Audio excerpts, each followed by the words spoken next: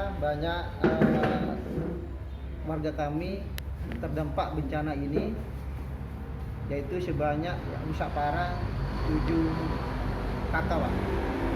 7 keluarga, 7 kepala keluarga yang rumahnya hanyut.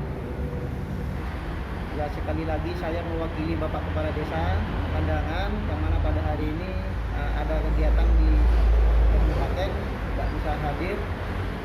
Saya sebagai Sekretaris Desa Landangan mengucapkan banyak-banyak terima kasih terhadap bantuan bapak-bapak yang telah diberikan kepada desa kami ini.